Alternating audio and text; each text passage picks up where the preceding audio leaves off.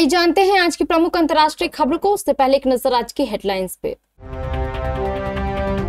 क्या महाराष्ट्र में बंद होने जा रही लाडली बहन योजना? डिप्टी सीएम शिंदे ने बता दी सच्चाई। दुरुपयोग की आशंका कानून को अवैध नहीं बनाती। गिरफ्तार पीएम-सीएम को हटाने वाले बिल पर पूर्व अटॉर्नी ने सरकार का दिया साथ। सौरभ भारद्वाज के घर ईडी की रेड जारी। केजरीवाल बोले आपको परेशान किया जा रहा। बूंदी में बाढ़ ने मचाई तबाही, कच्चे मकान ध्वस्त, लोग बेघर। ऐसा हुआ तो बर्बाद हो जाएगा चीन, ट्रंप ने दी धमकी। नासेर अस्पताल पर इजरायली हमले की चौतरफा निंदा। कौन थे मरने वाले 5 पत्रकार? ईरान के राजदूत को निष्कासित करेगा ऑस्ट्रेलिया, लगाया ये आरोप। Washington Chicago takeover, tariff terror और गवर्नर बर्खास्त। वो मेरी जान है, भतीजे अमाल मलिक को लेकर अनु मलिक की 2 टूक। और चेतेश्वर पुजारा ने क्यों लिया क्रिकेट से संन्यास? महाराष्ट्र में एक बार फिर से लड़की बहन योजना को लेकर चर्चा की जाने लगी है। विपक्ष ने दावा किया है कि राज्य की फडणवीस सरकार लाडली बहन योजना को समाप्त करने जा रही है। इन सब के बीच राज्य के CM deputy CM Eknath Shinde ने इस मुद्दे पर अपनी बात रखी। दरअसल माना जाता है कि महाराष्ट्र महायुति सरकार को बनाने में इस योजना की बड़ी भूमिका रही। हालांकि सरकार के गठन के बाद से कई ऐसे मौके आए जब कहा गया कि राज्य सरकार इस योजना को बंद करने के पक्ष में है। महाराष्ट्र के डिप्टी सीएम एकनाथ शिंदे ने कहा कि लाडली बहन योजना बंद नहीं की जाएगी। उन्होंने स्पष्ट किया कि राज्य सरकार सभी चुनावी वादों को पूरा करेगी। एकनाथ शिंदे ने यह भी कहा कि किसानों की कर्ज माफी समेत चुनावी वादों को चरणबद्ध तरीके से पूरा किया जाएगा। सीनियर वकील और भारत के पूर्व अटॉर्नी जनरल मुकुल रोहतगी ने गिरफ्तार प्रधानमंत्री, मुख्यमंत्रियों और मंत्रियों को उनके पद से हटाने से जुड़े बिल पर सरकार का बचाव किया है। उन्होंने कहा है कि दुरुपयोग की आशंका किसी कानून को अवैध नहीं बनाती है। उन्होंने इन विधेयकों को देश की राजनीति और राजनेताओं को शुद्धिकरण का प्रयास बताया और कहा कि इस कानून का विरोध करना राई का पहाड़ बनाने के समान है। रोहतगी ने कहा, दुरुपयोग की आशंका कानून को अमान्य नहीं बनाती। इसे कानून द्वारा स्थापित किया जा चुका है। अब अगर यह पाया जाता है कि कुछ मामलों में सत्तारूढ़ सरकार विपक्षी मंत्रियों को जेल वगैरह में डालने की कोशिश कर रही है, तो फिर आपके पास अदालतें तो है ना। आप अदालत जा सकते हैं और अदालत आपको जमानत दे देती है। जब उनसे विपक्ष के इस तर्क के बारे में पूछा गया कि यह विधेयक कुचलने वाला है, तो उन्होंने इन दावों को खारिज करते हुए कहा कि पद से हटाया जाना अस्थायी है और व्यक्ति जमानत पर रिहा होने पर फिर से पदभार ग्रहण कर सकता है। आम आदमी पार्टी के नेता और पूर्व मंत्री सौरभ भारद्वाज के 13 ठिकानों पर ईडी छापेमारी कर रही है। उनके घर पर भी रेड चल रही है। आप सरकार के दौरान स्वास्थ्य ढांचे से जुड़ी परियोजनाओं में बड़े पैमाने पर भ्रष्टाचार का आरोप लगाते हुए मामले में पूर्व स्वास्थ्य मंत्रियों सौरभ भारद्वाज और सत्येंद्र जैन के खिलाफ ईडी ने जुलाई में केस दर्ज किया था। अब रेड की जा रही है, जिस पर पूर्व सीएम अरविंद केजरीवाल ने कहा, मोदी सरकार आम आदमी पार्टी के पीछे पड़ गई है और ये कि आपको टारगेट किया जा रहा है। सौरभ भारद्वाज के घर ईडी की रेड पर पूर्व सीएम अरविंद केजरीवाल ने कहा, यह मोदी सरकार द्वारा एजेंसीज के दुरुपयोग का एक और मामला है। मोदी सरकार आम आदमी पार्टी के पीछे पड़ गई है। जिस तरह आपको टारगेट किया जा रहा है, ऐसे इतिहास में किसी पार्टी को नहीं किया गया। आपको इसलिए टारगेट किया जा रहा है क्योंकि मोदी सरकार की गलत नीतियों और भ्रष्ट कामों के खिलाफ सबसे मुखर आवाज आपकी है। मोदी सरकार हमारी आवाज दबाना चाहती है, ये कभी नहीं होगा।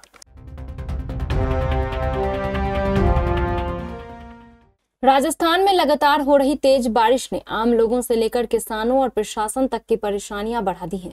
मूसलाधार बरसात के कारण प्रदेश के कई हिस्सों में पानी भर गया है, जिससे शहरों, कस्बों और गांवों में बाढ़ जैसे हालात बन गए हैं। सोमवार को उदयपुर में बारिश से एक मकान ढह गया, जिसमें एक व्यक्ति की मौत हो गई।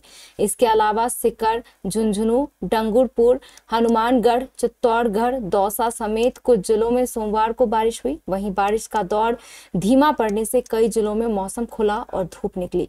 इससे तापमान में बढ़ोतरी हुई। हालात को देखते हुए कोटा विश्वविद्यालय ने 26 अगस्त को होने वाली परीक्षाओं को स्थगित करने का निर्णय लिया है। भारी बारिश के चलते आज भी 8 जिलों में स्कूल बंद रखने के आदेश जारी किए गए हैं। अमेरिकी राष्ट्रपति डोनाल्ड ट्रंप ने भारत पर 50% टैरिफ लगाया है, लेकिन अभी तक यह लागू नहीं हुआ था। हालांकि अब इसकी डेडलाइन खत्म होने वाली है। इससे ठीक पहले ट्रंप ने चीन को धमकी दी है। उन्होंने कहा है कि अमेरिका के पास कुछ ऐसे कार्ड्स हैं जिन्हें वे खेलना नहीं चाहते हैं। हालांकि ट्रंप ने बात को संभालते हुए भी कहा कि चीन और अमेरिका अच्छी दोस्ती की ओर आगे बढ़ रहे हैं। इन दोनों भारत और चीन भी करीब आए, यह बात भी ट्रंप को खटक रही है। ट्रंप ने वॉशिंगटन डीसी में पत्रकारों से बात करते हुए कहा, चीन के साथ हमारे बेहतरीन रिश्ते होंगे। उनके पास कुछ बेहतरीन कार्ड हैं, लेकिन हमारे पास अविश्वसनीय कार्ड है। हालांकि मैं वो कार्ड नहीं खेलना चाहता हूं। अगर मैं वो कार्ड खेलता हूं तो चीन बर्बाद हो जाएगा, लेकिन मैं वो कार्ड नहीं खेलूंगा।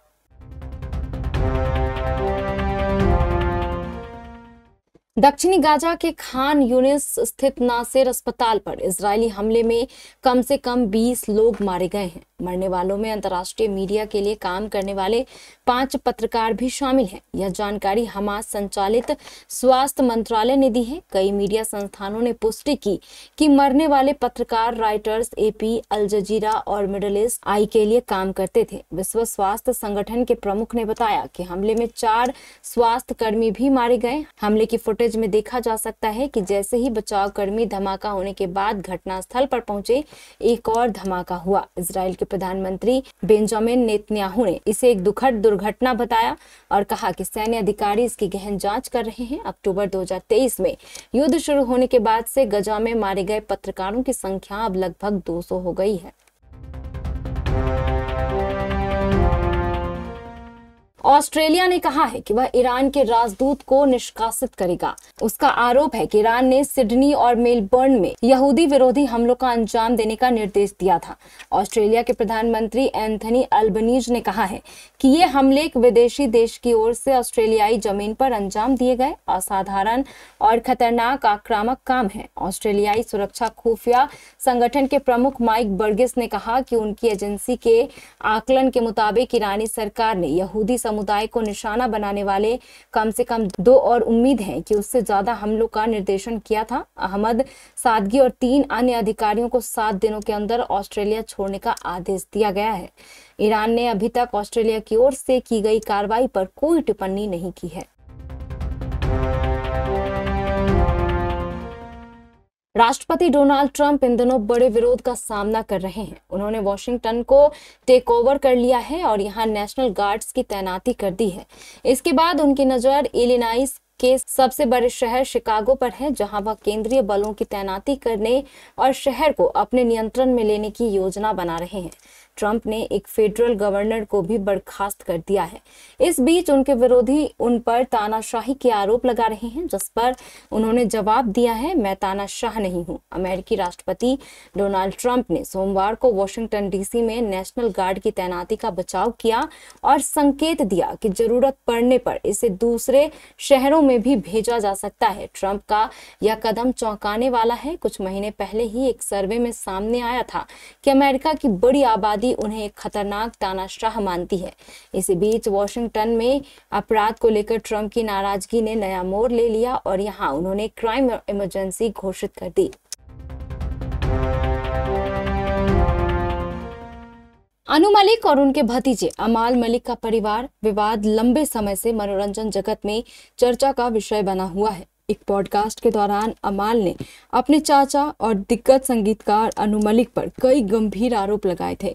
हाल ही में अमाल मलिक बतौर कंटेस्टेंट सुपरस्टार सलमान खान के रियलिटी शो बिग बॉस 19 में शामिल हुए हैं। इसी बीच अनु ने अपने भतीजे और भाई डब्बू मलिक को लेकर खुलकर बात की है और फैमिली कंट्रोवर्सी पर अपनी प्रतिक्रिया व्यक्त की है। अनु मलिक ने कहा, हाल ही में इंस्टेंट बॉलीवुड ने अपने ऑफिशियल इंस्टाग्राम हैंडल पर एक लेटेस्ट वीडियो शेयर किया है। इस वीडियो में अनु अपने परिवार विवाद को लेकर खुलकर बात करते हुए नजर आ रहे हैं। दिग्गज बल्लेबाज चेतेश्वर पुजारा इन दिनों चर्चा का विषय बने हुए हैं। भारत के लिए 103 टेस्ट और 5 वनडे खेलने के बाद पुजारा ने क्रिकेट को अलविदा कह दिया है। इस स्टार खिलाड़ी ने हाल ही में सोशल मीडिया पर अपने संन्यास का ऐलान किया। पुजारा पिछले 2 साल से टीम इंडिया से बाहर चल रहे थे। ऑस्ट्रेलिया के खिलाफ खेले गए वर्ल्ड टेस्ट चैंपियनशिप 2023 के फाइनल के बाद पुजारा को टीम से ड्रॉप कर दिया गया था और उसके बाद वह वापसी नहीं कर पाए। अब पुजारा ने हमारे सहयोगी को राजकोट में अपने घर से इंटरव्यू दिया है। पुजारा ने इस इंटरव्यू के दौरान बताया कि आखिर उनको किस चीज ने खेल से संन्यास लेने के लिए प्रेरित किया।